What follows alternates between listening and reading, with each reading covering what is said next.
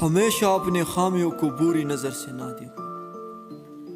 کبھی کبھار آپ کی خامیوں میں انسانیت یا خدائی مخلوق کا بھلا بھی ہوتا ہے۔ آئیے جانتے ہیں اس کہانی سے۔ ایک مرتبہ ایک چھوٹی سی گاؤں میں قحط آیا، پانی نہیں مل رہے تھے۔ لوگ اسی شہر سے کسی اور شہر کی طرف جانا شروع ہوئے۔ اسی وقت ایک شخص کے ذہن میں آیا کہ چلو کہیں دور سے پانی لے لوں گا اور اس شہر کے لوگوں پر بھیجوں گا، لوگوں کا بھی مسئلہ حل ہو جائے گا اور ہمارا بھی بھلا ہو جائے گا۔ تو چنانچہ انہوں نے ایسا ہی کیا۔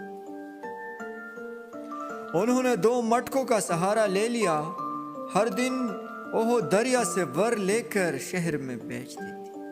ایک مٹکی میں ایک دراڑ تھی، جبکہ دوسرا مٹکا بالکل صحیح و سلامت تھا، ہمیشہ مکمل پانی لے آتا تھا، جبکہ دراڑی ہوئی مٹکی میں پانی نصف آتا تھا، راستے میں نصف پانی گر جاتا تھا۔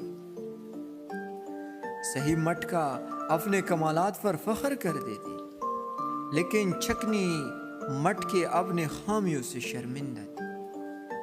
ایک دن انہوں نے دل میں شکایت رکھی ہوئی اپنے مالک سے کہا کہ صاحب جی، مجھ میں پانی بھی کم آتے ہیں، لیکن آپ پھر بھی مجھے استعمال کرتے ہو، وجہ کیا ہے؟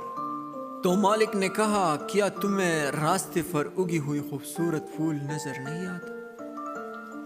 میں نے ان پھولوں کو تمہارے راستے پر بویا ہے۔